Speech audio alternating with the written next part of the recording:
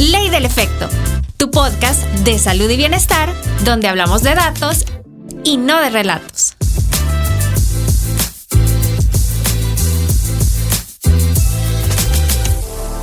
Bienvenidos a un nuevo episodio de Ley del Efecto. Este día estamos muy bien acompañadas, ¿verdad, Jess? Así es, tenemos un invitado que ya estuvo con nosotros en la primera temporada, así que es un privilegio que esté nuevamente aquí. Luis, ¿qué tal? Hola. ¿Feliz? Sí, feliz de estar acá con ustedes de nuevo. Ya, reitero lo que mencioné en mi primera aparición acá por su casa, de que para mí son muy especiales, les tengo un cariño muy peculiar, así que para mí es un gusto volver a estar aquí con ustedes y conversar. Qué bueno, Luis. De verdad que para nosotros también, y creo que este va a ser un episodio bastante particular, porque no hay nada planificado, como debe de ser, ¿verdad, Luis, en los podcasts? A ver, yo en conversaciones tras bambalinas, más que todo con Jessica, yo siempre le he dicho de que el podcast es como una antítesis a la radio y la televisión. El formato de 1 hora de una revista matutina o el formato de 3 horas de un programa de radio de la mañana que tiene lo más fuerte de 4 horas, de 6 a 10, que van cumpliendo con un tiempo, ¿verdad? Y una agenda específica, es lo que busca el podcast romper, en el cual uno puede agarrar un tema y acabárselo y saltar de uno al otro y eso es lo bonito, así que... Sí, definitivamente. Y este va a ser un tema que creo que nos va a permitir justamente eso. Queremos hablar de bipolaridad, que es este concepto que usualmente podemos ver en las redes sociales o en lo cotidiano, ¿no? El famoso comentario de ¿qué bipolar estás? Así que queremos hablar de eso, Luis, y cómo podríamos empezar quizás definiendo este trastorno psicológico. Para hablar de trastorno bipolar, primero tenemos que hablar de trastornos afectivos en general. Esta categoría. Sí, esta categoría. Hay varias maneras que se puede abordar esto para que nuestros escuchas lo tengan más claro. Una forma de clasificar los trastornos mentales, empezando como en orden, como lo ponía el CIE-10, que es el más difundido y el que tiene más conocimiento en general de los colegas y de todas las personas que trabajan en salud mental, recordarán que las F00 tenían los cuadros orgánicos, es decir, problemas que eran por alguna situación anatómica o fisiológica demostrable del cerebro. ¿Ok? Por ejemplo, un trastorno mental orgánico, un trastorno afectivo orgánico, es decir, que como consecuencia de un cuadro médico, un accidente, un golpe, una persona quedaba con una alteración que podría delimitarse o tener una mayor cantidad de síntomas en la parte mental y ejecutiva o en la parte afectiva o en la parte ansiosa. Eso es lo que se conocía como trastorno afectivo mental o ansioso orgánico. Eso está en la F00. De ahí fueron los F10, que son todas las adicciones.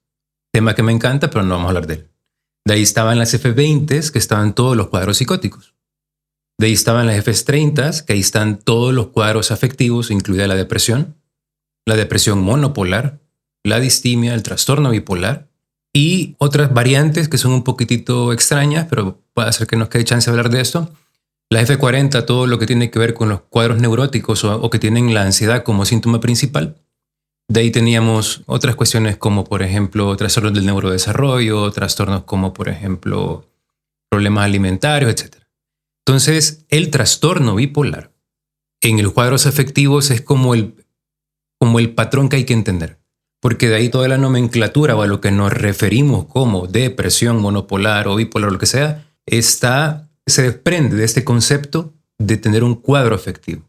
¿Okay? Entonces el trastorno bipolar, para ya definirlo, vendría siendo una alteración afectiva constante por lo menos 15 días o que la severidad de sus síntomas amerite una atención de emergencia. Y vamos a hablar de esto porque puede ser un poquitito subjetivo, en el cual el paciente presenta un episodio de manía o hipomanía, que cada una de esas tiene su definición, precedido por un cuadro de depresión.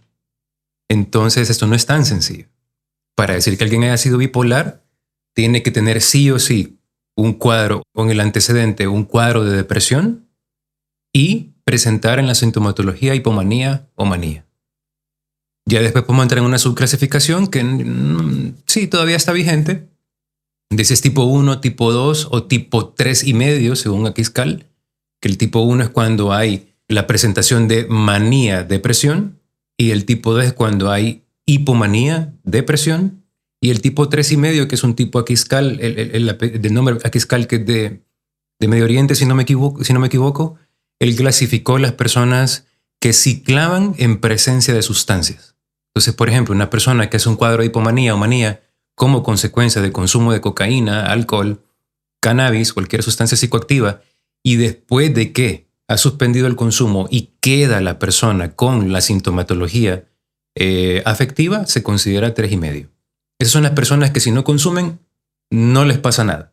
Pero si consumen, presentan toda la sintomatología del libro de un trastorno bipolar. Por ahí creo que me iría quedando de inicio. Sí. Yo creo que es importante que aclares estos términos que tú bien los mencionabas. Hipomanía y manía. Porque creo que tal cual las personas que nos escuchan lo pueden relacionar más como el término en el área clínica. Pero ¿cómo lo podrías definir para las personas? De una forma bien sencilla. Sí, voy a definirlo y haciendo la correlación de por qué el síntoma es importante. La base psicopatológica de la hipomanía y la manía es un cerebro hiperdopaminergizado, es decir, un exceso de dopamina en ciertas áreas del cerebro.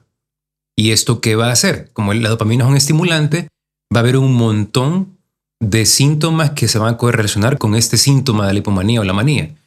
Es más fácil entender la manía primero y la hipomanía es una versión venida a menos. Entonces, ¿qué vamos a ver? Desde el punto de vista del comportamiento del individuo, van a ver de que no necesitan dormir. No es que tengan insomnio. No es que tengan sueño y estén cansados y me quedé en la cama y no puedo dormir. No, es que no necesito dormir. El cuerpo no me pide descansar. Entonces yo puedo ser hiperfuncional en algunos casos. O sea, yo puedo estar despierto y estarme dedicando a tener un hiperfoco en algo y leer mucho, trabajar mucho, parrandear mucho y mi cuerpo no se cansa. No siento que se canse. ¿Ok? Ese es el primer síntoma. El otro que puede haber es una conducta desinhibida. Para eso hay que entender como la línea de base de comportamiento del paciente, como era antes, para entender que es desinhibición para esa persona. Aunque en manía es muy obvio, es algo que es completa y absolutamente obvio que la persona no está bien. Por ejemplo, si de repente me invitan a mí a la ley del efecto, ¿verdad? Segundo episodio, y vengo chulón entrando por la puerta, pues obviamente se sale de cualquier parámetro que hubieran esperado de mis casi 40 años de vida. Sí, no he cumplido 40 todavía. La vez pasada estaba amenazando con la edad y no la he cumplido todavía. Continúa en los 30, sí, aclarando. Sí. Entonces, eso es claramente evidente. No se necesita conocer a la persona antes. ¿Cuántas personas andan caminando desnudas por la calle? ¿Cuántas personas andan aventando piedras por la calle? ¿Cuántas personas andan diciendo de que son amigos íntimos de Donald Trump y de Nayib Bukele y de que ellos tienen que dar un mensaje importante? Y si en dado caso es así, no lo van a andar gritando. ¿Ya? Entonces, claramente hay un comportamiento en el cual la falta de necesidad de sueño, la conducta absoluta y completamente imprudente, que puede también haber disforia. ¿Okay? La disforia es la hermanita fea de la euforia. Alguien eufórico, alguien que está mentalmente y físicamente dando muestras de una agitación psicomotriz. ¿Ok? La disforia es cuando esto va orientado de manera agresiva. ¿Ok? Que estos son los clásicos videos que se hacen famosos, ¿verdad? En redes sociales, que alguien de repente se subió en un carro y empezó a golpear. Por ejemplo, perdón, qué pena, pero las famosas Karen. No sé si han visto esos videos. Las Karen son más un trastorno de personalidad, creería yo. ¿Qué son las famosas Karen? Esto se sale de... Es una categoría coloquial. ¿De qué? Estoy desactualizada.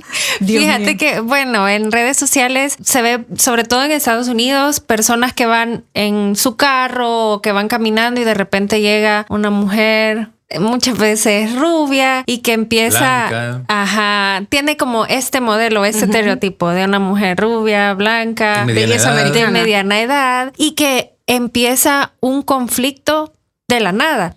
Un video que ya te puedo citar. Estaba una señora que había secuestrado el correo de su vecino. Y entonces el vecino le decía, mire, ¿por qué tiene eso? Eso es mío. No, es que este es mío, que no sé qué. Y él solo la estaba grabando. Entonces ella le insistía, no, pero tiene que dármelo. Y de forma muy tranquila. Y ella se tiró a la calle. Se tiró con el paquete. Y es como... me está agrediendo, me está haciendo daño. Y así muchas veces las Karen o son las que piden hablar con el gerente siempre. Ajá, como eso de que escalan todo o que todos están en contra de ellas y que las atacan. Sí, te voy a pasar. Sí. Necesito ver la evidencia, mándame la evidencia. Y entonces cuando el rector estaba mencionando eso, solo pensé, es como una Karen. Pero mucho más severo que una Karen. Justo eso. A lo mejor la hipomanía podrá caer en una Karen, pero la manía es algo completo y absolutamente aparatoso. La disforia es una agresión, una agresividad dirigida a destruir. O sea, esto es uno de los pocos criterios o de las pocas emergencias que tenemos en psiquiatría. Paciente agitado, que pone en riesgo su integridad física o la de terceros. En otras palabras, hay que restringirlo mecánicamente. No se puede razonar con estas personas. Eso es una manía. ¿Verdad? Y esto es como justo cuando ves que es necesario someterlo incluso físicamente, ¿no? Que claro. Necesitas la ayuda de estos mecanismos porque no hay otra forma de hacerlo. Claro, siempre me gusta hacer la correlación con lo jurídico. Hay un amparo legal para esto. No sé si ustedes han escuchado el código 5150 de Los Ángeles, en Estados Unidos, o el 5150. No, que es no. Que se puede detener una persona por 72 horas porque cualquier persona diga probablemente tiene un problema mental y la policía llega y lo detiene, pero no puede estar más de 3 días. Tiene que llegar un psiquiatra forense a determinar eso y de ahí derivarlo a un tratamiento. Acá en el país basta con que alguien diga alguien está haciendo cosas que no son, la policía llega y pues ellos sabrán sus protocolos de si lo llevan al SEM, lo llevan al hospital psiquiátrico o lo llevan a una delegación. Usualmente, como es el único hospital nacional del psiquiátrico, pues cuando hay una duda o hay un comportamiento que claramente es apragmático, es decir, que no tiene un propósito, un comportamiento desorganizado, ya los policías dicen esto no es una delincuencia común y lo llevan al hospital. Pero sí, el cuadro de manía es algo aparatoso, es una emergencia en psiquiatría. Y el otro síntoma que de muchos, porque no quiero dejarlo de lado, es algo que tiene que ver con el pensamiento del paciente y que tienden a tener ideas delirantes, que ahí esto tengo que definirlo, de tipo, ¿cómo se llama? Mágicas, y usualmente pueden llegar a tener esta cuestión de sentirse como con una misión. Son ideas delirantes de tipo mesiánico, de corte mesiánico, es decir, que yo tengo un propósito en el mundo, que yo accedí a ese conocimiento, ese propósito de una manera que usualmente entre más uno le rebusca, lo sustenta con otra idea delirante. Eso es lo que hace un sistema de creencias delirantes, lo que conforma un delirio, que esto podemos hablarlo muy profundo. Pero básicamente la persona dice que tiene una misión en el mundo y que la tiene que ejecutar. Es diferente al delirio del esquizofrénico. El delirio del esquizofrénico es bizarro. Bizarro en el término anglosajón de la palabra, no español. Estas personas con trastorno bipolar y ideas delirantes tipo mesiánicas tienen ese elemento. Y aparte que el discurso presenta una alteración también en el curso. Es decir, tienen, dependiendo de la gravedad, la sintaxis, que es el orden, lo que nos permite entender lo que el otro está diciendo, se puede como enredar o se puede desorganizar a un punto que casi no se le entiende o salta de un pensamiento al otro. Se llama lenguaje circunstancial o discurso circunstancial porque empieza y dice, sí, es que le preguntan, por ejemplo, fulanito de tal, ¿cómo está? Me siento bien porque el día ahora amaneció bonito y además el sol como brilló y sabe que el brillo es un efecto que tiene que ver con cómo la luz refleja con la retina, porque la retina yo pienso de que es un constructo social en el cual los pleiadianos y ya se fue. Entonces empiezan a pasar de una cosa a otra y dan una gran vuelta y después le contestan, estoy bien. Entonces el lenguaje circunstancial es clásico del bipolar en hipomanía o manía o saltígrado, a un punto que no se pueda entender nada de lo que dice. Esas son las características principales de la manía. La hipomanía es la misma manía pero venido a menos. Esto sí puede pasar un poquito desapercibido. Que venga la persona un poquitito más subida, como que anda expansivo. Expansivo es esto de que el volumen y el tono de voz está como aumentado, como que no respeta tanto la cercanía, te invade el espacio, anda súper elocuente, energético. Hagamos este negocio, emprendamos acá. Y bueno, ¿y qué le pasa? Se habrá metido 15 expresos, ¿verdad? Pero uno dice, todavía lo logra racionalizar, es decir, anda raro, pero no se sale de todo el guacal. Esa es la hipomanía. En ambos casos, pero en la hipomanía es un poquitito más como peculiar o identificar lo que puede haber una conducta sexual desinhibida. Búsqueda de múltiples parejas, muchas indiscreciones, que de repente, bueno, tuve un paciente que lo despidieron porque un día llegó sin un zapato, que de repente, cositas así que cualquiera diría, no me van a ver que no ando el zapato, porque él en su cognición completamente distorsionada piensa que eso no se va a notar y en su mente él piensa de que es algo leve y cuando le hacen la confrontación, bueno, y por eso te estás clavando, si yo soy el que mejores métricas tiene, entonces ahí empieza y aparece y se detona la disforia. Entonces son cosas como que socialmente tienen un poquitito más de lógica, por decirlo así. Es algo paralógico, está a la par de la lógica, tiene una explicación que tiene su propia secuencia lógica, pero se desconecta del fenómeno, ¿verdad? Entonces es un poquitito menos complejo. Y está el otro polo, que está el polo para arriba, manía, hipomanía, y está el polo que es para abajo, que es una depresión, que eso creo que es un poquito más fácil de definir. Igual la depresión grave es mínimo 2 semanas, ¿verdad? 14, 15 días, en el cual hay ausencia de la voluntad para hacer las cosas o falta de voluntad. Hay incapacidad de disfrutar cosas que antes se disfrutaban. Puede haber un afecto triste o embotado, ¿verdad? O puede haber incontinencia afectiva, que es un constante llanto o un constante no poder contener emociones fuertes. Esto sumado con toda la parte somática que puede estar alterado el sueño, tanto como para dormir mucho como no dormir nada también. Ahí están los cuadros mixtos, ¿verdad? Donde hay un montón de elementos de depresión, pero hay una cosa como que hay una activación de algo. Por ejemplo, la persona que tiene todo lo de depresión, pero no duerme. Está activado. O tiene todo lo de depresión, pero come mucho, ¿verdad? O tiene todo lo de depresión, pero anda acelerado. Entonces, esos son los cuadros mixtos, pero me quiero ir por ahí. Y lo otro de la depresión, ¿verdad? La cognición de la depresión, la atención disminuye, la capacidad de establecer algo que tiene procesos se me dificulta mucho, el autocuido, el no bañarme, el no comer, todo el etcétera, que ya creo que la parte depresiva es un poquito más fácil de comprenderla. Entonces, un bipolar es una persona que ha experimentado los dos polos. Y por eso, ¿no?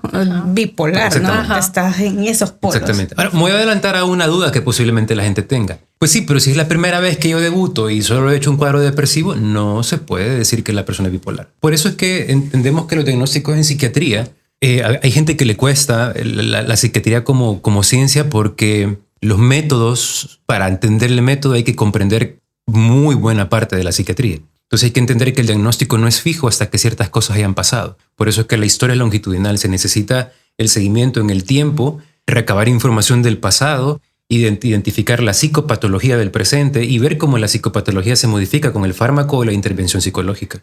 Entonces con la sumatoria de esas 4 cosas, tú vas cerrando el diagnóstico y la prognosis, ¿verdad? Entonces, si me debuta alguien como depresión, yo no sé si es depresión monopolar o bipolar. Uh-huh.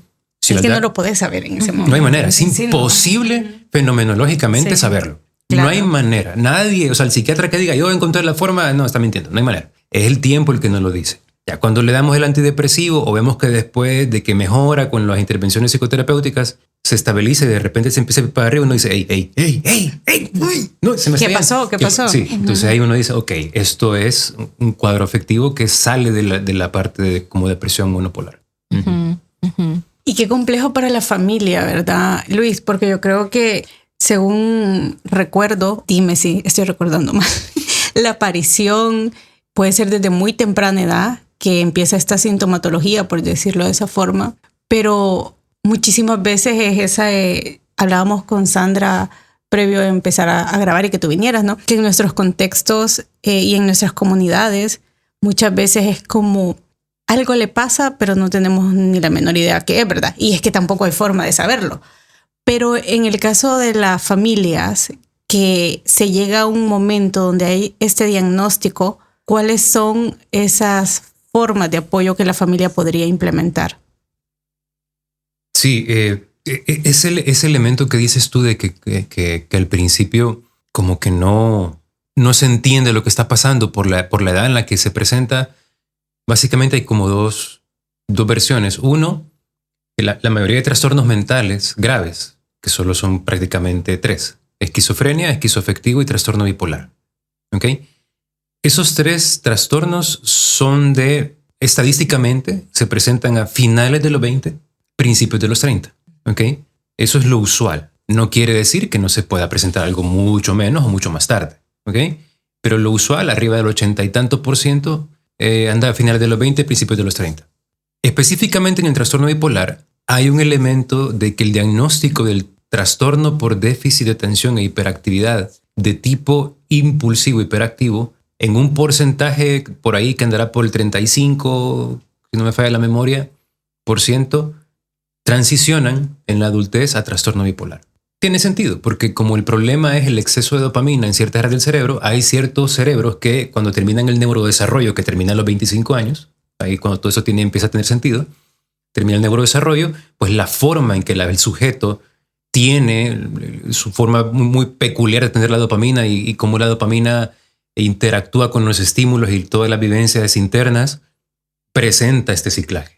Y esa es la otra vía. Entonces, ¿qué pasa? Para un familiar que lo ve, que va de manera poquito a poco cocinándose a fuego lento, todos podemos opinar de la conducta de alguien, más si lo conocemos. Es que no será que tal cosa, no será que tal cosa. Entonces, hasta que la cuestión es ya muy aparatosa, es obvio ir a pedir ayuda. ¿Qué sugiero a la familia yo?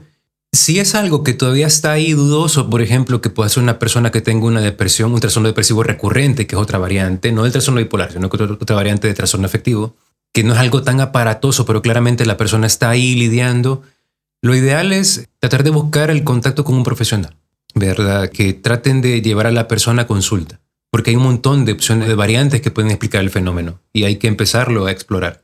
Ahora, si es algo muy aparatoso, ahí, sin que ellos decidan las circunstancias, van a decidir por ellos. Es muy difícil que una persona con trastorno bipolar tipo 1 en fase maníaca se pueda ocultar ese problema en el barrio, la colonia, a menos que sea una persona con mucha capacidad económica, que tenga la capacidad de, qué sé yo, que la gente lo agarre, lo esconda y me lo llevo para otro país o me lo llevo para algún lado y nadie se enteró. Pero ya eso da a entender de que es algo que no es normal, ¿verdad? Entonces, específicamente en el cuadro del trastorno bipolar, el trastorno forza a la familia a entender, quieran o no. Es bien difícil no buscar la consulta por la gravedad del fenómeno. Otra cosa que he visto muy común es que en nuestra cultura lo primero que hacen es, bueno, ayunemos, oremos por él. Y estas prácticas lo que hacen es, desde el punto de vista del contenido del individuo, pueden llegar a profundizar la gravedad del problema. Porque una cosa es que yo piense algo, pero si aparte de eso yo estoy teniendo experiencias que me refuerzan eso, pues yo tengo más elementos que ya no son solo mis interpretaciones, sino que son vivencias que tengo, que ¿quién me va a decir que no? Entonces igual como un esquizofrénico. Es un esquizofrénico que está ya todo paranoide, vengo yo y lo agarro a la fuerza, algo en que no conoce, pues ¿qué creen que va a hacer? Es más fácil que una persona que tenga un vínculo cercano a él le empiece a decir, mira, tú sabes que yo te amo. ¿No has considerado que posiblemente lo que estés pensando pueda ser una enfermedad?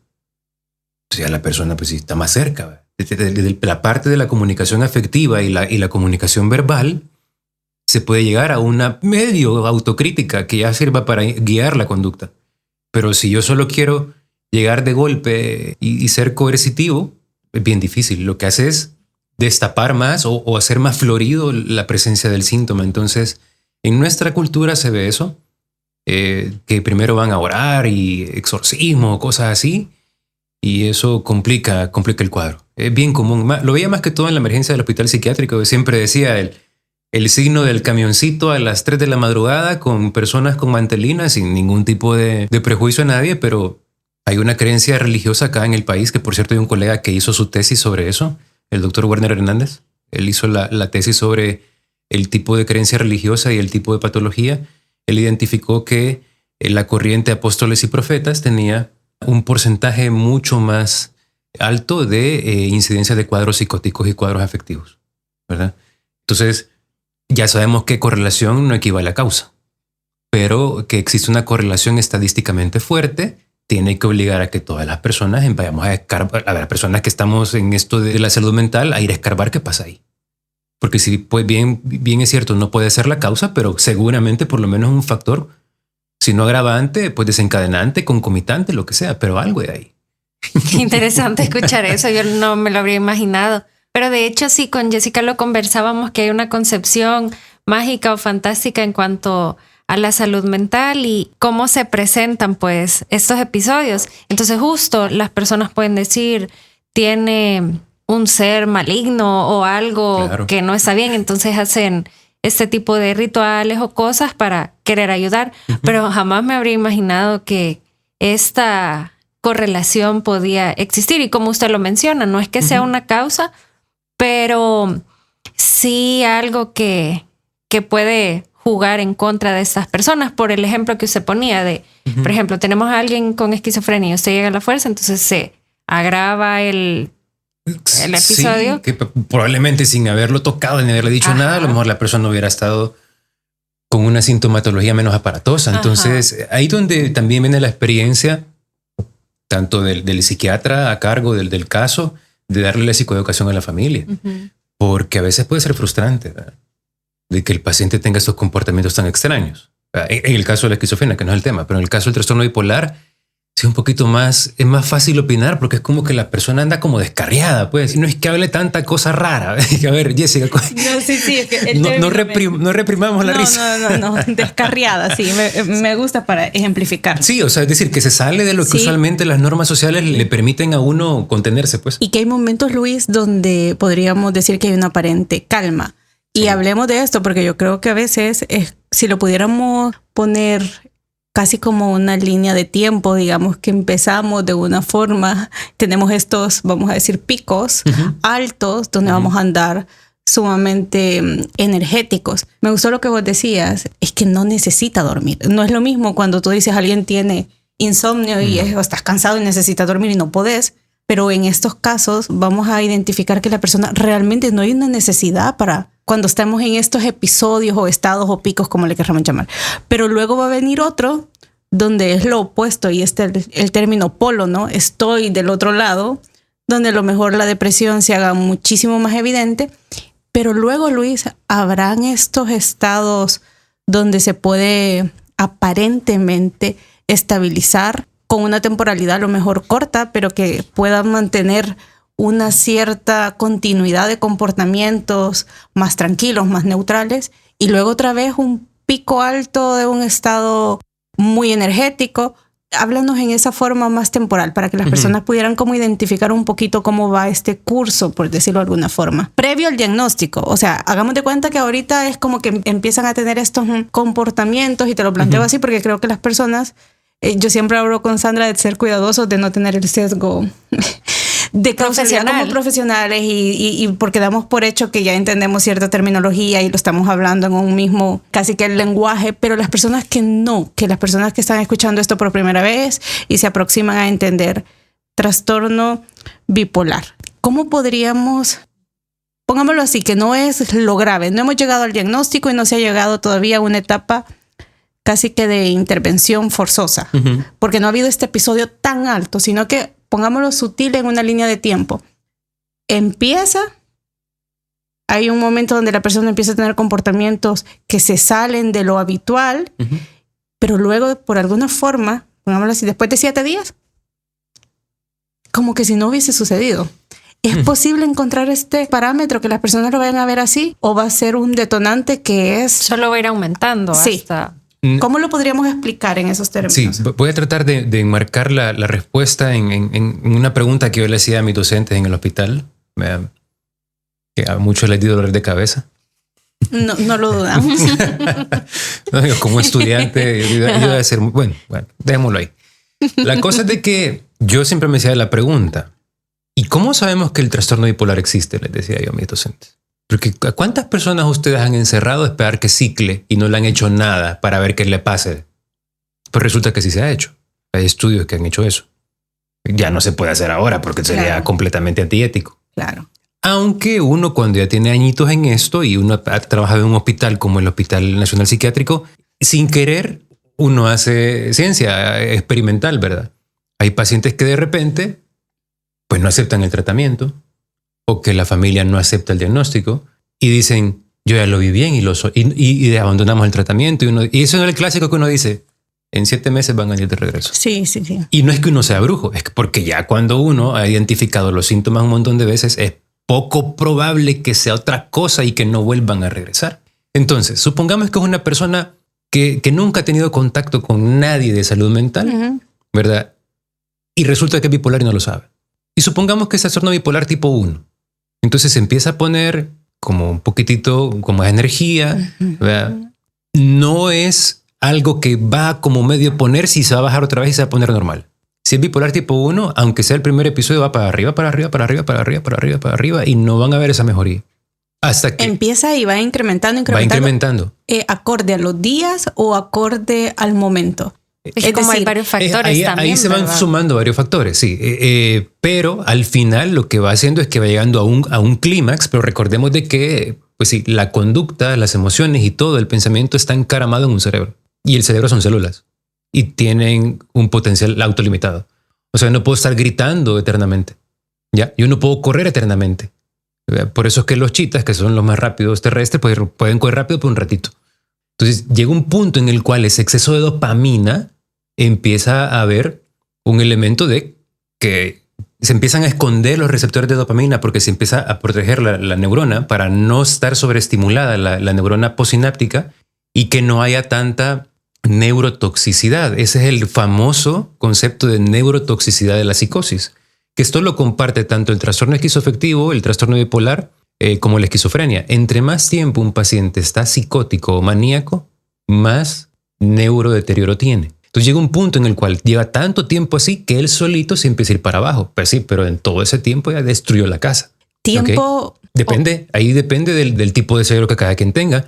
Hay personas que a lo mejor el nivel de fatiga cerebral le llega en 3 días y de ahí se apagan. Pero hay personas que literalmente han podido estar 2 semanas gritando de manera desaforada y que no se cansan. Y es que aquí me entran muchos conflictos y dudas, Luis, porque es lo que hablamos siempre, que no, a veces no vas a cumplir los criterios temporales de 7 días de esta forma. Pongamos eso que tú dices, esto me dura 3 días, pero el diagnóstico dice que tendría que haber estado... Ya, lo que pasa es de que aquí estoy tratando de ejemplificar lo más grave. De ahí voy con los diagnósticos que están chiquitos. Voy a llegar al final a la ciclotimia, que es el concepto de lo que tú me planteaste. Una persona que en 7 días medio se pone raro y después se pone normal. Pero quería empezar de lo más catastrófico para ir entendiendo lo que más se acerca a lo normal. Yo siempre he dicho que en salud mental, en psiquiatría específicamente, es bien fácil tratar y definir lo grave. Lo que es complicado es cuando algo está muy cerca de lo normal, cuando incluso el propio paciente tiene opinión de lo que le pasa. Cuando los criterios diagnósticos no... Ese es el dolor de cabeza, porque tanto la persona como la señora de la esquina y como el TikTok le opinan lo que tiene la persona. ¿Quién va a discutir de que un esquizofrénico es esquizofrénico y requiere ingreso? ¿Quién va a discutir que un bipolar en manía? Es evidente, ¿no? Es evidente, pero conforme la cosa va bajando, ahí es cuando empezamos a entrar en dudas. Pero como que el guacal grande es una persona que nunca ha consultado con nadie, hace ese subidón, depende del cerebro que tenga y la genética que tenga, llega un punto en el cual se autolimita y se empieza a apagar. Cuando va para abajo hay un periodo que está eutímico o normotímico o que tiene un comportamiento normal. Eso puede pasar unas semanas, un par de meses, y de ahí... Entre lo que se recupera el cerebro, o bueno, hay otro factor. Y de ahí se va para abajo para la depresión. Y eso pasaría de manera constante dependiendo del tamaño del ciclo de la persona. Usualmente la mayoría de trastornos bipolares tipo 1 pueden ciclar entre 1 a 3, incluso 4 veces al año, depende del tipo de ciclaje que tienen. Hay unos que son cicladores rápidos, ¿verdad? Que rapidito hacen manía y depresión. Hay otros que se tardan 2 años en completar todo el ciclo. Entonces tienen la manía y de ahí ya saben ellos de que vienen 2 años de paz y de ahí viene una depresión y de ahí viene otra vez y se preparan, ellos ya saben, que son muy, muy educados, ya saben, ya me empezó. Y eso que no han abandonado el medicamento, están con su medicamento que les mantiene el afecto, supuestamente, ¿verdad? Lo mantiene regulado, pero aún así ciclan. Porque llega un punto en el cual el medicamento está en dosis de mantenimiento, no en dosis de control.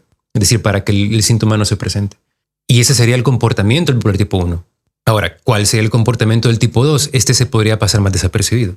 Una persona que de repente le ve un leve subidón, se mantiene hiperfuncional, más es una persona que tiene una psique sofisticada, es decir, una persona muy, muy culta, una persona muy académica, va a tener recursos para poder, no de manera intencional que se vea menos y sea menos obvio, pero va a ser más fácil que el resto de personas lo vean como una variante de lo normal.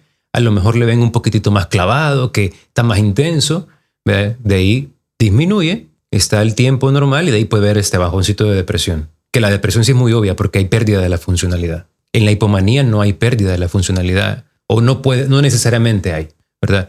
Y de ahí la otra variante sería la que más se acerca al ejemplo que tú habías puesto, Jessica, que sería una ciclotimia, que esa es una persona que en cuestión de horas puede experimentar ahí sí 2 polos completamente enfrentados del afecto, que puede estar sumamente eufórico, emocionado, al nivel de que ¡wow! ¡Qué chivo! Y a los 30, 40 minutos en una esquina en posición fetal, pidiendo que por favor le abracen porque vea, esto se ha visto que tiene más correlación con lo que conocemos actualmente como trastorno límite de personalidad o borderline personality disorder, BPD. Que por cierto, en los últimos estudios sí se ve que hay una correlación genética entre el bipolar, el límite y lo nuevo, la neurodivergencia también. Entonces tiene sentido porque los tres tienen a la base un problema con la dopamina. Entonces son como diferentes, como ramificaciones del mismo problema de base. Así sería como se ve, como el ciclo normal del trastorno sin tocarlo. Ahora, pues si ver que una persona tiene esos síntomas y no hacer nada, bien complicado. Bien complicado que no se haga. Pongámoslo así, estamos en casa, estamos en familia y de repente vemos que nuestro familiar empieza como a pararse, sentarse, ir, subir, correr, moverse. Y tú te giras como, ¿qué pasa, verdad? O sea, ¿qué le pasa?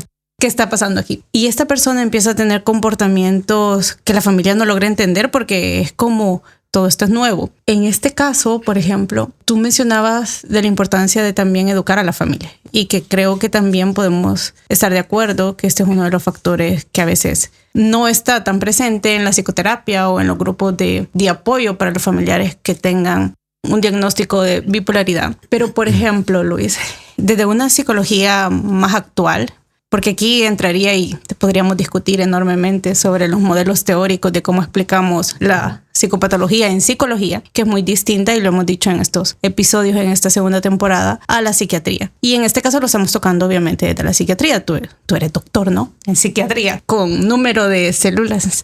No la vamos a verificar porque ya hay que ir a verificar. Pero soy el número 7, okay, según la nueva ley.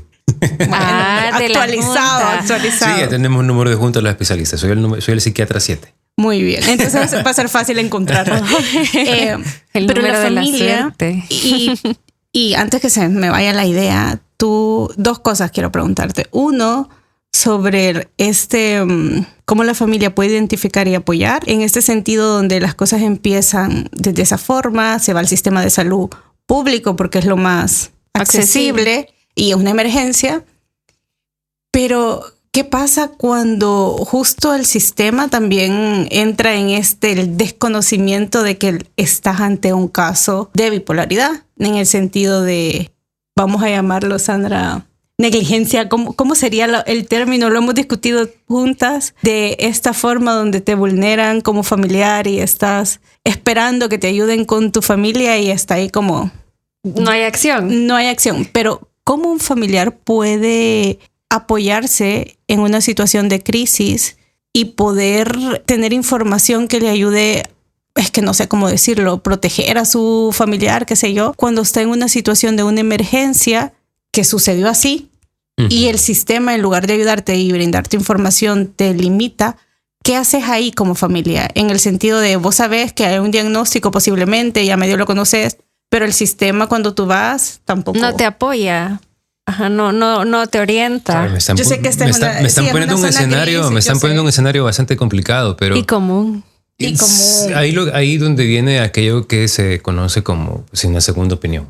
Yo no tengo nada en contra de la atención pública. Yo me formé ahí. Yo estoy muy, muy consciente de... Yo creo que nadie tiene algo contra. Es más evidenciar nuestros fallos y nuestras áreas de mejora, porque lo hemos dicho aquí muchas veces. Tenemos profesionales realmente buenísimos haciendo cosas extraordinarias con los recursos que tenemos, pero en este caso la familia. ¿Cómo la familia puede tener quizás herramientas de los derechos que tienen, como es mi familiar, hay un diagnóstico y yo puedo apoyar de esta forma y que el sistema no te vaya a generar este sentido de límite de, no, aquí realmente nosotros entramos en juego? Porque obviamente va a depender el caso y la gravedad en la que se presente la familia, ¿no? Claro. Ahí lo inmediato sería, tanto en la parte del Seguro Social como en la parte del Ministerio de Salud, hay contactos en los cuales uno puede escalar una queja. No tengo claro, yo desde el 2018 que no pongo el pie en un hospital como psiquiatra ni como médico, ¿verdad? Prácticamente de ahí para allá fue mi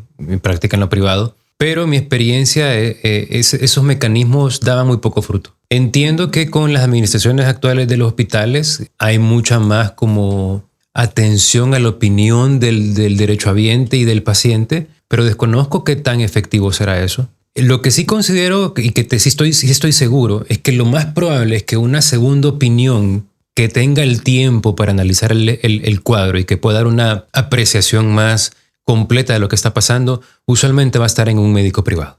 Lastimosamente vamos a tener que pagar, pero el médico privado tiene todo el tiempo del mundo para atender al paciente, a la familia y aclarar todas las dudas, porque no tiene encima 100 pacientes que tiene que ver y que tiene que ver cada paciente 25 minutos o 15.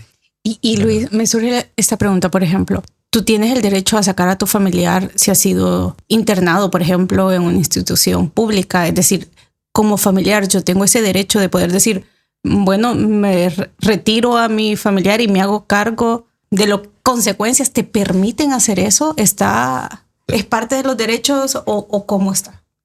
Hay 2 excepciones nada más. Ajá. Si es un menor de edad y el ingreso ha sido por algo que ha puesto en riesgo al adolescente o el niño, ahí no importa que la familia haga lo que haga, media vez toca un hospital público, es responsabilidad del Estado salvadoreño, y esto avalado por la ley de CONAPINA, cuando yo estaba todavía como residente de la ley Lepina, que ese niño no se va a menos que haya un informe, un informe médico, y ahí va un informe de todo tipo de lo que pasó, pero de ahí ese niño no sale de ahí porque ya es responsabilidad del Estado. Ahí podemos hablar un montón de cosas de si tendría que haber un hospital de niños y adolescentes, que no existe, que la ley exige ciertas cosas, pero no hay un pabellón de adolescentes. No existe. Ni en el hospital Bloom, ni en el hospital psiquiátrico.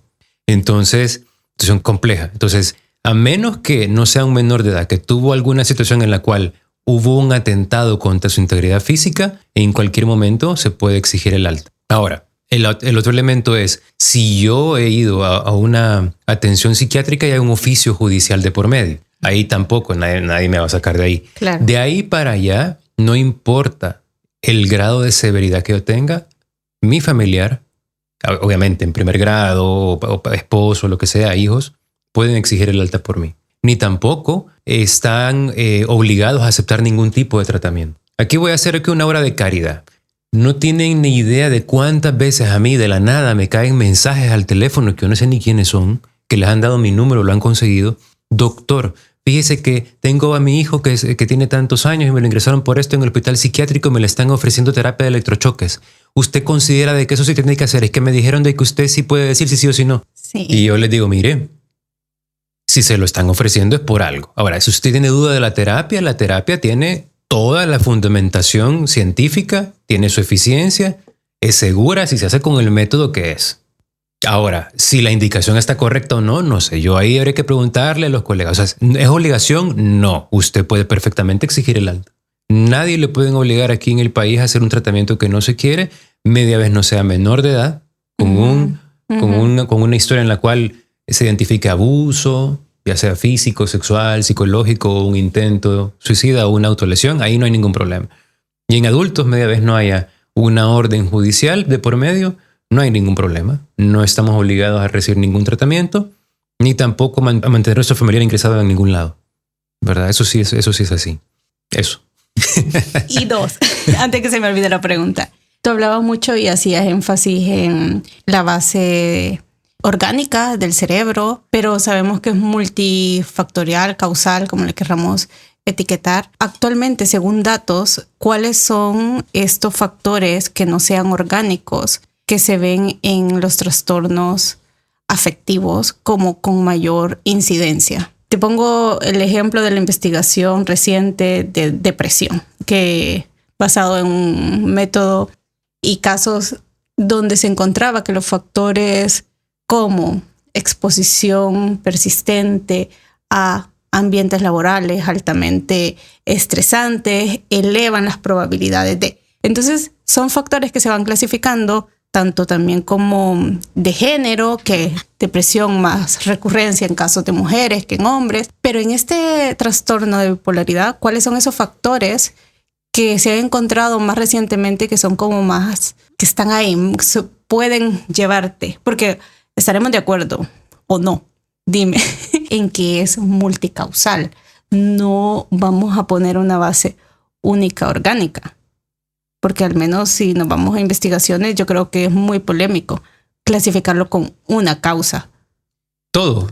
El resumen de la respuesta es esta. Todo en salud mental, sin excepción, es multicausal. Estamos de acuerdo. Caso cerrado. A lo siguiente. Ojo. Aquí viene lo bonito.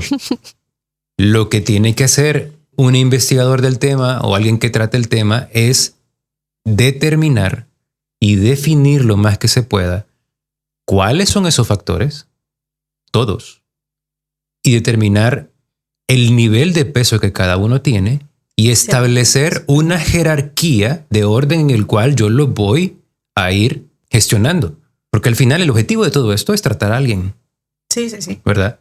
Entonces, de los 3 trastornos mentales graves, esquizofrenia, esquizoafectivo y bipolar, no se pueden explicar sin una base fuerte genética y biológica. Sí, hay una base fuerte genética, definitivamente. Entonces, aclarando de que ese es el componente más fuerte, que sin ese no se explica el trastorno bipolar, podemos encontrar de que todo lo demás lo que puede ser es un desencadenante o puede ser algo que esté como modulador o lo que sea. Pero no va a ser que alguien cicle como consecuencia de una experiencia difícil o constante a nivel social, económico, material, de crianza. No va a ciclar una persona con esa presentación. Es un cerebro específico que tiene una forma muy peculiar de reaccionar ante la ansiedad y que como respuesta a la ansiedad presenta este ciclaje. Es como el ejemplo que les ponía la vez pasada. Si yo voy y me asoleo con ustedes en la playa, yo me pongo más moreno, ustedes se van a quemar. Es la misma exposición cuando tenemos elementos genéticos distintos. Nos exponemos al mismo estímulo, que es la luz solar. Ustedes se queman, yo me pongo más moreno. Entonces, elemento genético en las personas que pueden desarrollar un trastorno bipolar, hay un elemento en el cual la dopamina se altera y puede hacer que se presente el factor de hipomanía o manía. La depresión sí se puede explicar sin el elemento genético. Cualquier persona se puede deprimir como consecuencia de la interacción con situaciones que no puede, que considera que no puede tolerar o lo que sea. Pero el elemento de irse para arriba, que tu cerebro hiperfuncione, tiene que haber una variante ahí en la parte biológica muy, muy fuerte. Y ahora, los hijos de personas con diagnóstico bipolares. Háblanos de las probabilidades de tener el mismo diagnóstico. Ahí sí, yo soy muy sincero. Cuando no me acuerdo de algo, no me acuerdo de algo. Hay estudios que se han hecho en gemelos, heterocigóticos y homocigóticos, ¿verdad? No todos los gemelos son iguales. Hay unos que comparten más genética que otros, ¿verdad? Se han hecho estudios entre un padre bipolar y una mamá sana, entre una mamá bipolar y un padre sano. En todos los estudios se ha visto de que sí aumenta la probabilidad de que el hijo presente una alteración del mismo tipo, ¿verdad? El porcentaje no lo recuerdo, pero sí hay una incidencia más elevada en hijos de personas con trastorno bipolar. Bueno, pero es que esto es lo que creo que es complejo, porque pongámoslo así.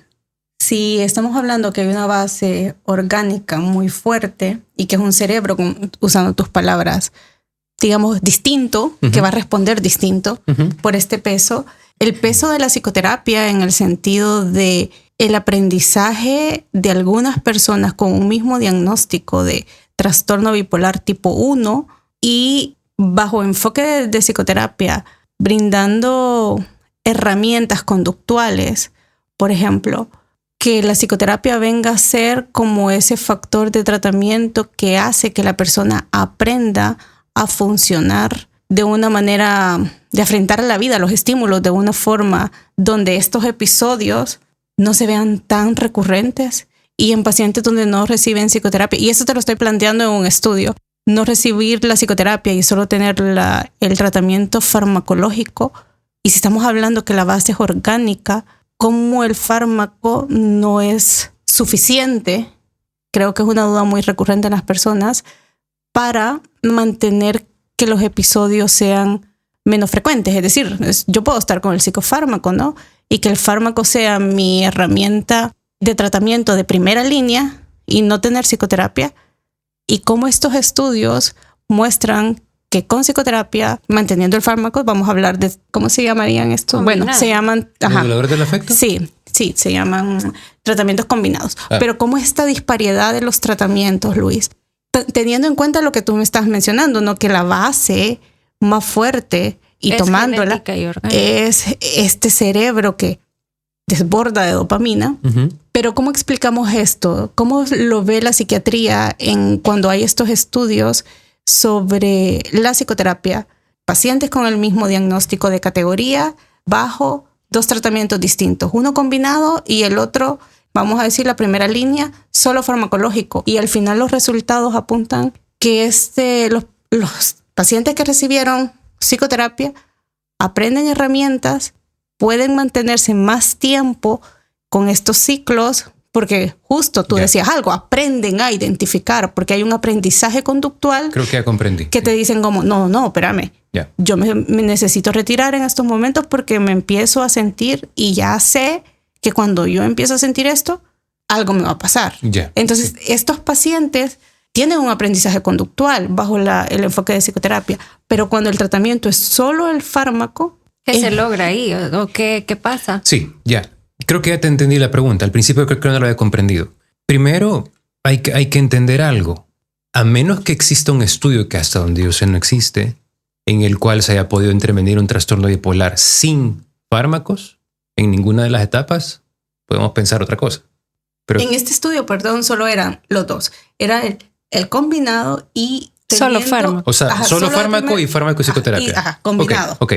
Yo no conozco que alguien haya tratado un trastorno bipolar sin fármacos. Yo no lo he leído tampoco hasta el momento. Porque no se puede. Claro, porque tenemos esta base, ¿no? Igual que una esquizofrenia. Yo no conozco a alguien que a pura psicoterapia haya sacado un esquizofrénico. O sea, eso no existe. No hay manera. Ni Freud. O sea, no se puede. No hay manera. Bien Freud, pero no. Entonces ya ahí establecemos de que el fenómeno tiene una peculiaridad. Ok. Tomémoslo en cuenta, sí. Ahora, donde creo que sí aparenta haber una discrepancia, pero no la hay. Es más, yo me voy a ir una capa más arriba todavía. Aquí estamos hablando de lo biológico y lo psicológico. Yo voy a poner la social también. Para lo psicológico va ahí, inmerso. O sea, estudios de lo psicológico, a eso me refiero. Tú estás hablando de un estudio en el cual está el paciente con fármaco y el paciente con fármaco y psicoterapia. Que asumo que debe ser psicoterapia cognitivo-conductual, la que está en el estudio. Sí, partamos de la cognitivo-conductual. ¿O era otra? Partamos me parece esta. Ok, entonces ahí claramente las recaídas del paciente se ven disminuidas. Eso es un estudio que incluso yo recuerdo haberlo presentado como médico residente. Nosotros defendemos artículos semanales. Y yo recuerdo que presenté ese artículo. E incluso presenté otro en el cual se investigaba la correlación entre las recaídas del paciente y las familias de alta expresividad emocional. Hay una forma de clasificar a la familia como de alta expresividad emocional, y un paciente bipolar en una familia con alta expresividad emocional, aunque tenga el medicamento de elección y el gold standard a dosis que se debe, puede tener recaídas. Ahora, esto no nos puede hacer pensar de que se puede manejar esto únicamente de manera conductual. No podemos caer ahí. ¿Por qué? Porque claramente cuando yo interactúo con injusticias, con ansiedad, con miedo, con preocupaciones, uno de los neurotransmisores que se mueven es la dopamina. Ahora, si yo pudiera estar aislado en una burbuja de cristal que nada me afecte, muy probablemente yo, si no fuera un bipolar de esos graves que ciclan sí o sí, ¿verdad? Que una de las teorías es que este es un vestigio evolutivo. No sé si recuerdan ustedes de los guerreros estos berserk, de los vikingos, que había un tipo de persona que la soltaban y ese no atinaba. Ese nunca se iba para atrás. O sea, esas personas eran una variante genética, definitivamente. O sea, era cuando la cosa se ponía difícil, soltar al guerrero berserk. Porque ese no se cansa y le da para adelante, no tiene miedo, no atina. Ataca. Exactamente, incluso a los propios. ¿Verdad? Entonces cuando dicen es que se puso en modo berserk porque empezó a atacar a los propios y a los contrarios, ¿verdad? Entonces se cree de que este es un vestigio de que haya una hiperfuncionalidad en el invierno, como para contrarrestar la etapa en la cual la mayoría de seres humanos iban a dormirse y a hibernar. Exactamente. Una teoría hasta ahí, una hipótesis, perdón, hasta ahí se ha quedado. Entonces está demostradísimo que las familias de alta expresión emocional y el paciente que únicamente tiene... Perdón. ¿Y a qué se refiere eso de alta expresión emocional? Son familias que tienen pocos límites, hay poca estructura, hay poco respeto, hay mucha forma de hablar que es volumen alto, tonos altos, no hay un respeto del límite, yo opino de lo tuyo, me entrometo en lo tuyo. Eso genera mucho estrés, mucha crítica y mucha poca validación. Al paciente se le dice que los síntomas se los inventa. No hay un contexto que pueda recibir al paciente y apoyarlo. Entonces, estas familias que, es más, le dicen claramente, vos sos una carga para nosotros y que tenemos que llevarte a consulta y que tus medicamentos, y como nunca aportas, esas condiciones, más la ausencia de psicoterapia, aunque haya medicamento, el paciente va a recaer. ¿Qué es lo que se ha visto que tiene mayor evidencia científica para mantener al paciente estable? O distanciar más el tiempo entre un episodio y el otro es medicamento, psicoterapia y psicoeducación a la familia para que este elemento de ser de alta expresividad emocional se pueda contener o gestionar. Y ese es la diana, ese es el objetivo, es a lo máximo que hemos podido apuntar desde la psiquiatría. Incluso con esos 3 elementos, el paciente puede ciclar. Teniendo la familia con psicoeducación, el paciente con una psicoterapia como se debe y el medicamento que se debe, y el paciente aún así puede ciclar. Pero la intensidad de esos ciclos... Depende. Puede haber un paciente que tenga el mejor medicamento del mundo, la dosis tope, que tenga la psicoterapia y que lleve años de entenderse muy bien y que ya la familia esté muy metida en esto y simple y sencillamente llegan a un punto en el cual tanto el paciente como la familia dicen ya se está empezando a poner como la vez que le agarró no sé cómo y ya sabemos que esto significa que en 2 semanas se descotorra y ya saben que eso pasa, ya lo vienen venir. Entonces ya la familia ya no se altera tanto, se preparan y dicen, bueno, le vamos al psiquiatra, ya sabemos lo que tenemos que hacer y lo llevamos antes a la emergencia. Y dicho y hecho, a los 2-3 días esa persona empieza a gritar y lo que es sujetado a la cama y que inyecciones y que no sé qué. Pero ahorita me surge una pregunta. Entonces, hemos conversado que están estos estudios que mencionan que hay una, llamemos, mayor eficacia si se combina el tratamiento o que los ciclos se pueden ampliar. Pero en resumen, en la actualidad no hay algo que pueda, ¿cómo decirlo?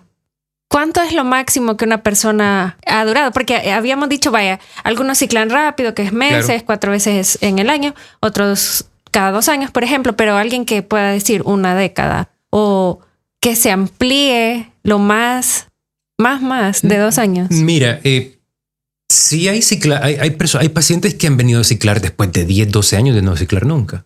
Pero es que ahí es bien complicado decir si ciclaron por una falla terapéutica, que cambiaron de marca, que de repente algún cambio hormonal. O sea, son tantos factores a tanto tiempo que uno no sabe qué lo llevó a ciclar. Pero definitivamente nadie se puede mantener sin ciclar si no hay un entendimiento profundo del paciente, de lo que tiene, de las personas que lo acompañan, también para que lo comprenda, ¿verdad? Y el fármaco. Al final, estos trastornos mentales graves no se curan. No se curan. Lo que se hace es que se controlan o se libera de la enfermedad, que esto es un concepto que puede ser un poquitito controversial. Si yo tengo una enfermedad y esa enfermedad me manifiesta síntomas y yo con el tratamiento los síntomas se van, quiere decir de que yo puedo experimentar una vida libre de enfermedad, pero eso no quiere decir que estoy curado. No es contradictorio ni paradójico. Simple y sencillamente es una forma de entender el objetivo, la diana, ¿verdad? Porque hasta la fecha la ciencia no ha dado con un tratamiento o una cura, si lo quieren ver así, para la esquizofrenia, para el trastorno bipolar, para el trastorno esquizoafectivo. Lo que se puede hacer es controlarlo lo suficiente para que el paciente tenga una calidad de vida, ¿verdad? Y que pueda recuperar una autonomía, una autogestión y pues sí, que su proyecto de vida siga adelante, ¿verdad? Entonces, al final, el objetivo terapéutico es ese, ¿verdad? Esto hasta la fecha no se cura. Lo que se puede hacer es controlar al nivel que la persona recupere el nivel de calidad de vida. Hay un ejemplo que sí les podría dar. Cuando yo estaba ya en Valencia, como en la mitad de mi formación, había un paciente que justamente llegó a ingresarse. Yo dije, ¿y este tipo que está aquí? ¿Qué hace? Yo vengo y le pregunto a Gonzalo, a mi mentor. Ah, no, y me empieza a contar. Ya veo en la computadora la historia. Él viene a ingresarse cuando ya sabe que empieza a ciclar. Y yo le pregunté cuándo fue la última vez que vino. Hace 2 años y medio. Era un paciente tan psicoeducado que él se tomaba los medicamentos, sabía cuándo los dejaba de tomar y él pasaba 2 años sin tomarlo. Y de repente, cuando él ya empezaba a sentir los síntomas, venía y él solito sabe que antes de perder la capacidad de juicio, que es otro concepto que podemos ahí analizar, pero cuando él sabía que el juicio se le empezaba a debilitar, le informaba a personas de confianza y les decía, hey, si no me he ido a ingresar a tal día, me forzás. Entonces él solito iba, se presentaba al hospital, vengo a ingresarme. ¿Por qué? Porque ya presenté este síntoma. Mire, pero usted es estable. Ok, mire, revise mi expediente y hable al doctor que él ya sabe. Ese es un paciente que todos quisiéramos que fueran así. Perdón, acabé de mencionar algo que me generó duda. Vaya, este paciente que logra identificar cuando ya empieza, pero que había dejado de tomar el medicamento. Entonces es posible que no estén tomando medicamentos. Sí. No siempre debe... Ahora, lo que no he contado es cuánta prueba y error hubo que tener para que este paciente llegara a ese modelo que le funciona muy bien, porque no es la primera. Pero es posible. Claro que es posible. Ahora, ¿es posible para todos? No lo sabemos. Entonces, ¿qué es lo que hace la medicina? La medicina al final siempre decide riesgo-beneficio. Si el riesgo de que el paciente me vuelva a ciclar y ponga en riesgo su integridad física y la de terceros es razonable, yo no le voy a quitar el medicamento. Pero mire, puede ser de que con el medicamento no cicle nunca más. Sí, claro que es posible, pero no lo voy a quitar porque el riesgo-beneficio no lo justifica. Yo le voy a monitorear los riñones, le voy a monitorear el hígado, ¿verdad? Pero el riesgo-beneficio, si ya me presento 2, 3 episodios en los cuales una paciente que tuve hace poco se levanta en la noche con ideas delirantes de tipo mesiánicas, que le decían de que el chucho que tenían no caminaba conforme a la fe. ¿Y qué tocaba? Sacrificar al perro. Entonces se levantó en la noche y lo desnucó. Un perro grande, ¿verdad? Entonces, esa paciente con ese nivel de riesgo, nadie en su sano juicio va a recomendarla o psicoeducarla a mira, cuando ya está súper bien, abandonar los medicamentos. Porque esta paciente también tuvo el riesgo de que en ese mismo episodio que desnucó al chucho, tenía ideas delirantes con respecto a su propio hijo recién nacido. Es más, el ciclaje de ella inició en el contexto de una depresión posparto. El primer episodio de ella fue en su puerperio, después de que nació su hijo, hizo la depresión y al salir de la depresión se fue para arriba, manía. ¿Ya? Entonces, esta paciente, muy probablemente, si está conmigo hasta que yo tenga vida o tenga capacidades de estar viendo pacientes, yo jamás le voy a retirar el medicamento. Porque el riesgo de que acometa algo que le dé problema o que comprometa su estabilidad social o la vida de alguien más o la propia es altísimo. Entonces, uniendo esta experiencia con la del otro paciente de España, ¿qué tuvo que pasar en la vida de este paciente para que le empujara tanto por suspender los medicamentos ante cualquier indicación médica y de la familia? ¿Y qué tan tosudo, necio, tenaz tuvo que haber sido para persistir con la idea de decir, ok, ya llegué donde quería llegar? Yo sé cuándo tengo que tomar medicamento y cuándo no. Y lo sé mejor que el psiquiatra. Claro que puede pasar. Los psiquiatras tenemos la mala costumbre de pensar de que siempre somos los más inteligentes adentro de la clínica. Pero a veces no. A veces el paciente tiene mucho más capacidad y tiene ya una hipótesis de cómo va a manejar las cosas. ¿Okay? Lo que uno tiene que hacer es guiarlo para que esa hipótesis no camine por senderos que sean peligrosos, ¿verdad? Pero sí se puede. Ahora, ¿cómo sabe uno que está dentro de esa variante genética que sí puede estar sin medicamento? No se sabe. Entonces sería como jugársela. Ahora la pregunta es, ¿me la voy a jugar cuando la consecuencia puede ser tan grave? Usualmente la respuesta es no. Riesgo-beneficio. Yo creo que hay varias cosas importantes en lo que estás diciendo, Luis. Y son muchísimas variables, definitivamente. Sí. Aquí las particularidades de cada persona cuando está en este espacio clínico entran en juego, cosas que ahorita podríamos dejar pasar, pero que cuando tú tienes a esa persona enfrente, entran y te permiten tener una evaluación y un pronóstico.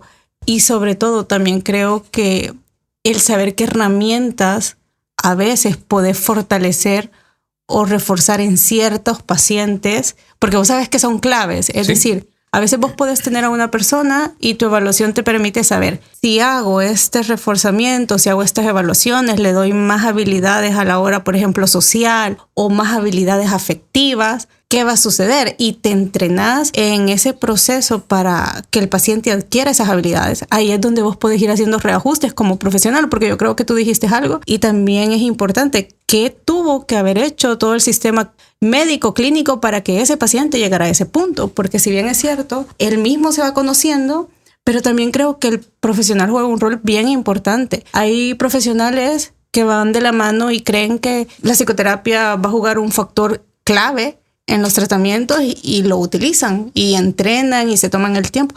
Hay otros profesionales que a lo mejor la psicoterapia no va a jugar tanto y va a tener más peso el tratamiento farmacológico. Y está bien, a lo que voy es que esas cosas solo las puedes saber cuando tenés a la persona enfrente, estás haciendo la evaluación y ya vas teniendo esa capacidad también de ir orientando. Yo sí no estoy a favor de coartar la capacidad de aprendizaje de una persona. Creo que hay ciertos momentos claves donde son como ventanas, donde si vos tenés un tratamiento continuo, como terapeuta vas aprendiendo a saber en qué tipo de ventana podés ayudarle a que esta persona adquiera un tipo de aprendizaje que vos sabés que le va a ayudar. Y a veces lo tenés que hacer de la mano de la familia. Te doy un ejemplo. Fue un caso que me reservo los datos, definitivamente. Estoy autorizada solo para contar lo más relevante que cabe en esto. Pero era una persona con un diagnóstico de bipolaridad, que es el tema que estamos conversando, pero lo que la familia hizo de involucrarse en el proceso del tratamiento y adquirir habilidades, lo que tú decías, de poder reconocer cuando esta hija presentaba cierta sintomatología y poder ayudarle, como decir, mire hija, vamos a ir donde el doctor mañana porque aquí ya empezamos este ciclo. Es decir, ese apoyo, esa herramienta conductual, cognitiva, que la familia reconoce los síntomas, a veces muchísimo, se entrenan muchísimo más que el paciente por su capacidad. Y yo creo que, pero esto vino, Luis, a raíz de que el profesional, en este caso un doctor en psiquiatría, se tomó ese tiempo de decir, es que mire, para que esto vayamos todos en la línea, usted tiene que ser parte, no era solo el paciente. La familia tenía habilidades, hay que decirlo, había esta disponibilidad de apoyar a su hija y estaba, pero creo que a veces dejamos de lado estas variables más en contextos como los nuestros, más países quizás como los nuestros, donde a veces el paciente de psiquiatría se ve como el paciente de psiquiatría y es él, pero la familia sí tiene un juego importante en el tratamiento. Es decir, ayudar a que el paciente sea autónomo en las cosas que puede ser autónomo, ayudarle a que asuma cierto grado de responsabilidad con su diagnóstico, que a veces en el caso de trastornos bipolares, creo yo que a veces se lo coartamos y no se lo damos. Es como, bueno, él es así porque él tiene un problema, pero la familia no se involucra tanto. Entonces yo creo que el tratamiento es clave, pero también saber qué herramientas conductuales podés introducir con cada paciente para que se vaya fortaleciendo el tratamiento, porque incluso identificar cuándo dejar de tomar el medicamento muchísimas veces no te lo va a decir, ¿verdad? Mire, es que yo dejé 2 semanas de no tomar. Sí, ahí van haciendo su propio experimento. Sí, o sea, no te lo van a contar. Mire, sí, yo ya dejé de tomarlo. Pero aquel paciente que va entendiendo y va a decir, incluso, yo sé que no voy a dejar de tomar el tratamiento por los riesgos que mi doctor me ha explicado. Esa psicoeducación de base, pones al paciente como parte que opera del tratamiento. No solo es como ese paciente pasivo, ¿no? Que no entiende, incluso no entiende ni cuál es el fármaco. Y a veces ni la familia sabe cuáles son los antecedentes de los fármacos que ha recibido a lo largo del tiempo. Entonces yo creo que sí es importante no dejar de lado ese factor de la familia, de los apoyos cercanos y la red en los tratamientos con pacientes de psiquiatría o de salud mental, como lo querramos etiquetar. Porque sí es una parte que te puede ayudar a que estas personas tengan mejor calidad de vida. Obviamente hay casos donde no puedes trabajar con las familias, aunque vos sepas que sean claves, no se puede, no favorece, al contrario, perjudica. Pero en los casos que sí se puede, creo que no debemos de olvidar ese factor, el peso que tiene la familia en ayudar que la calidad de vida de una persona con un diagnóstico como el que estamos hablando pueda ser mejor. Aquí hay un par de cosas que creo que no sé si estoy entendiendo mal o bien. O a medias. O a medias, cabal. Ok. Pero creo que aquí los neutros existen. Pero creo que ya capté. Creo que hay una percepción, no sé si es personal tuya o de psicología en general, como que el psiquiatra no le da su lugar a la psicoterapia. No. No. Pues estamos entendiendo mal. Entonces estoy entendiendo mal. Porque dentro del protocolo tiene que ir sí o sí. Sí. La psicoterapia. Ahora, que a veces no se puede dar por cuestiones de tiempo, más que todo en atenciones a nivel público del seguro social, eso es otra cosa, pero no es porque desde el punto de vista de la formación y del acto del psiquiatra no esté contemplado que se debe hacer. Yo no conozco acá en el país psiquiatras que no le den su peso a la psicoterapia. Es más, los que no la hacen refieren con psicología, pero fíjate, saben que tiene que hacerse. creo que estamos hablando de dos cositas distintas, definitivamente, porque, por ejemplo, proceso de psicoterapia lo entenderíamos desde los enfoques tal cual psicoterapéuticos. Yo te hablaba La familia. de las herramientas que no son psicoterapia directamente para la familia. O sea, no es que vas a dar psicoterapia a la familia. Es sino psicoeducación.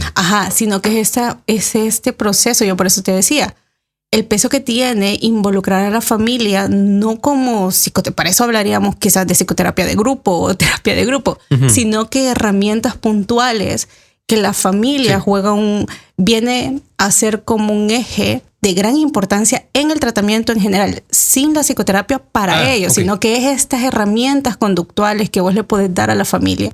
Llamémosle la etiqueta de psicoeducación, que puedan identificar, porque sí marca un diferencial en todo el abordaje clínico de este paciente. Claro. A eso... Sí, son las tres cosas al final. El fármaco, es la psicoterapia y la psicoeducación. Es más, ¿a qué nivel está tan comprometido, por lo menos aquí a nivel nacional, con la parte de psicoeducación? Es que acá se instauró un programa del pabellón de subagudos en el Hospital Nacional Psiquiátrico. ¿Okay? El programa de subagudos que contemplaba que habían ciertos pacientes que tenían trastornos mentales graves o ciertas disfunciones a nivel social, en el cual tenían que adquirir ciertas habilidades y que la familia tiene que entender ciertas cosas, que se ingresaba al paciente por un periodo de 3 meses en un pabellón en el cual estaban con ropa de calle y la familia los pudiera ver todos los días. Y ellos lavaban a diferencia de los demás pabellones, ellos lavaban su ropa, salían a caminar, se iban de excursión y ahí la familia llegaba y se le explicaba a la familia cómo iban avanzando y habían programas específicos para lo que tenía que desarrollar cada paciente y cada familia.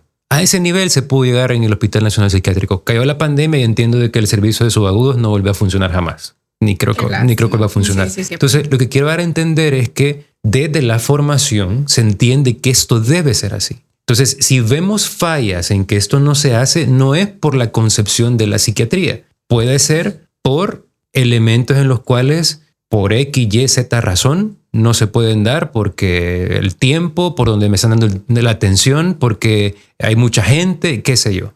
Si nos ponemos en lo ideal, que el médico tenga el tiempo para ver todas las variables y poner en orden todo lo que tiene que conversar, muy probablemente lo toque. La última consulta que tuve ahora, el diagnóstico X, un adolescente, 16 años, y le explico a la mamá del diagnóstico y le digo, a ver, por ahorita esto es lo primerito que tienes que hacer.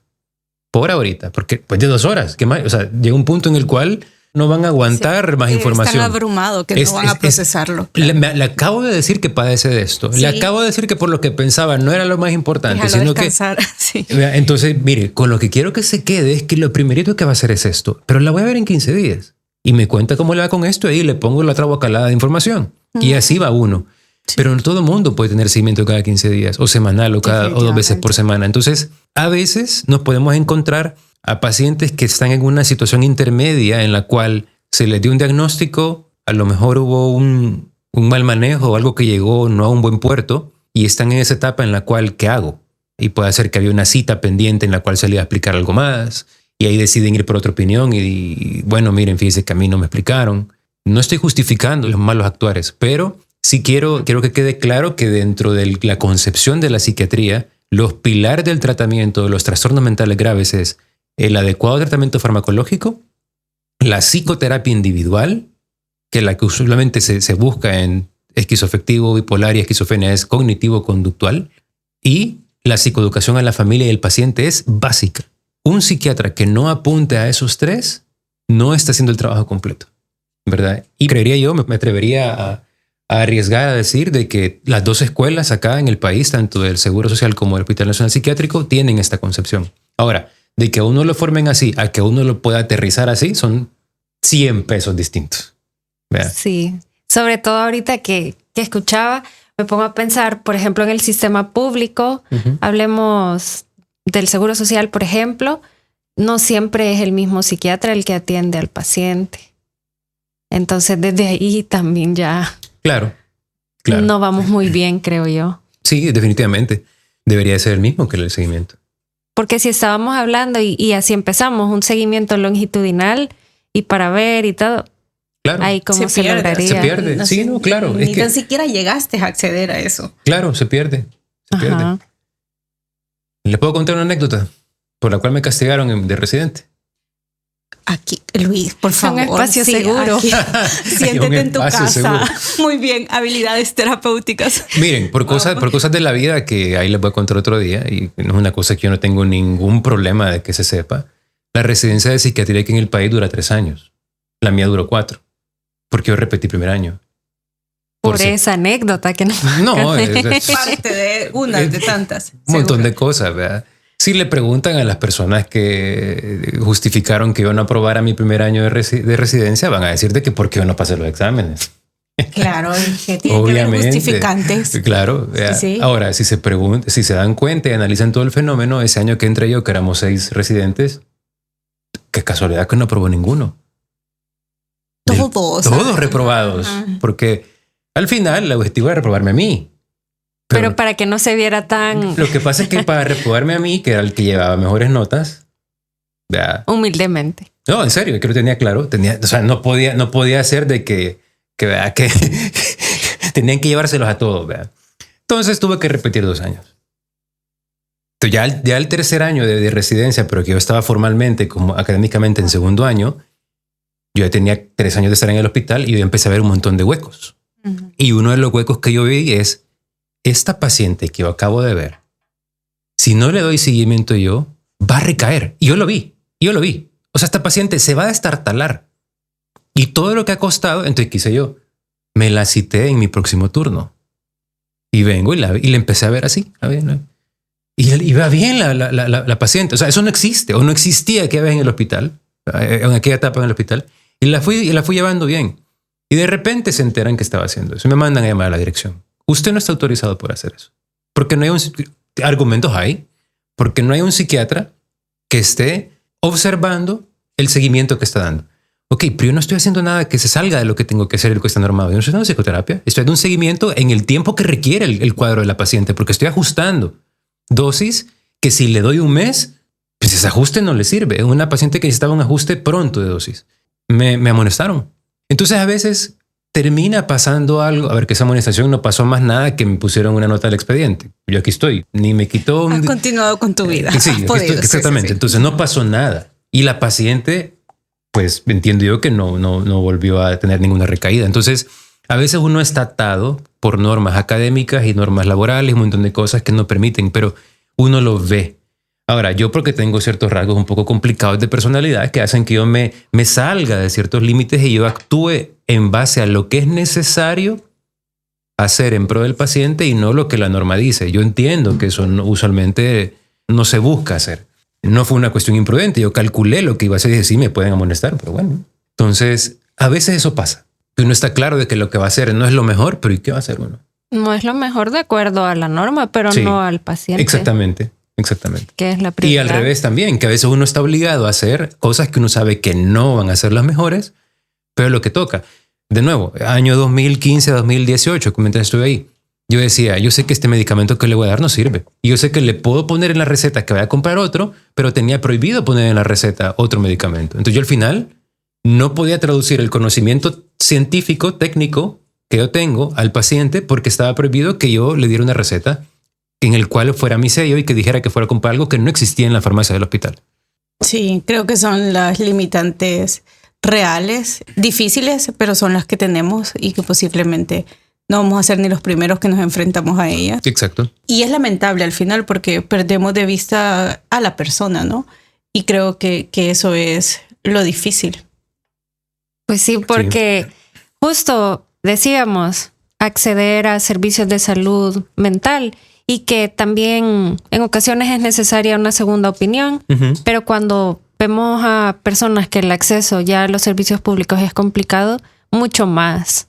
Es que es una doble vulnerabilidad. Exactamente. O sea, te encontrás con una pared Pues y sí. es bien difícil. Yo creo que hay una frase que realmente creo que es así. Todavía la salud mental es un derecho pendiente. O sea, no hemos llegado a tener como el acceso a eso. No. Pero es importante también saber con lo que tenemos, con lo que contamos y lo que podemos seguir haciendo. Creo que eso también es el otro lado de la historia, ¿no? Lo que como profesionales puedes hacer. Y a veces vas a encontrar situaciones donde la ética personal y profesional están encontradas. Sí. Entra ahí como en esa zona de... Claro. Y bueno, tenés que tomar decisiones en función de eso, ¿no? Claro. Sí. Y esos son determinantes de cada quien. Pues en mi caso, el peso era de que yo me salía del Guacal por lo que estaba viendo. Reprobado. Bueno, intentaron 4 años, no se pudo.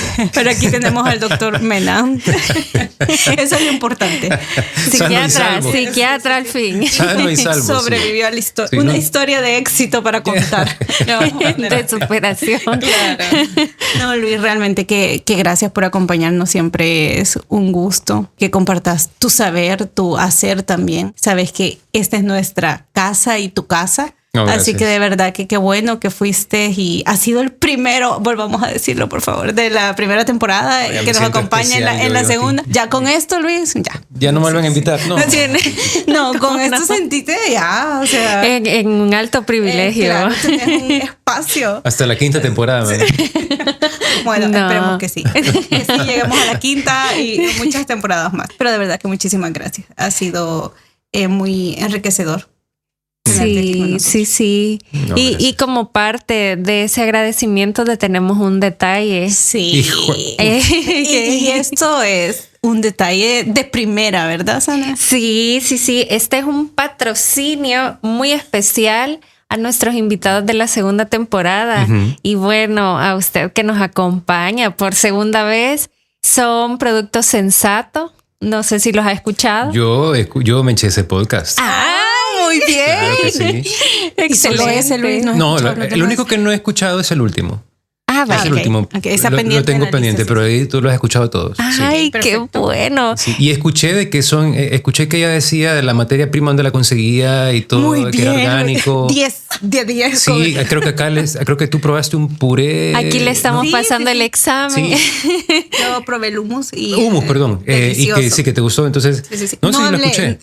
¿Te recordás que yo no hablé? Yo uno pasé de los comiendo. Chistes es, no hablo porque estoy comiendo, claro. Sí. No lo recuerdo. Sí, lo vi. Qué atención al detalle. Pero entonces hoy es la oportunidad de que pruebe los productos.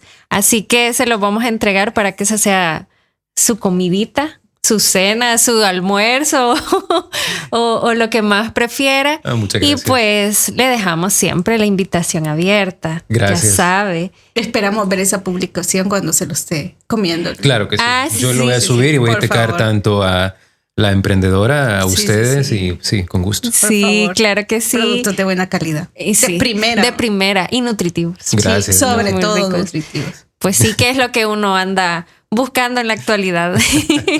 Así gracias, que sí. Mucho. No, gracias a usted, doctor, por acompañarnos. Y pues nada, les invitamos a que nos escuchen a través de todas nuestras plataformas. Una cosa, esto no puede terminar así conmigo. Las finalizaciones nunca son normales conmigo. ¿Cuál es la finalización? Usted va a decir las plataformas. A ver, ustedes saben a nivel personal que algo pasó en mi vida que cambió el rumbo de las cosas, ¿verdad? Pero yo la última vez que vine dije que iba a estar a punto de empezar con la parte pero la tengo que replantear de mi podcast. Sí. Ya estoy en conversaciones de replantearlo porque la idea ¿Ya que tiene nombre? Tengo que rehacer todo un rebranding. Sí, un rebranding, ¿verdad? Pero ahí están ustedes comprometidas, así que van a llegar ahí. No hay nada gratis, esto es un intercambio. No hay nada gratis en esta vida. Si eres bueno para algo, nunca lo hagas gratis. Ese es el consejo del Joker. De Luis Mena. Casi lo mismo, no mentira. Ha revelado mucho con eso. Ya. Definitivamente el cierre tenía que ser de esta forma. Sí, que no puede ser normal un cierre conmigo. O sea, eso no. Muchas gracias, pendientes entonces de esa colaboración también. Claro. Vamos a escuchar ese podcast. Ley del Efecto X y su nombre. El nombre de su podcast. Así que bueno, un abrazo a todos. Gracias. Ahí nos escuchan. Gracias. Ley del Efecto, tu podcast de salud y bienestar, donde hablamos de datos y no de relatos.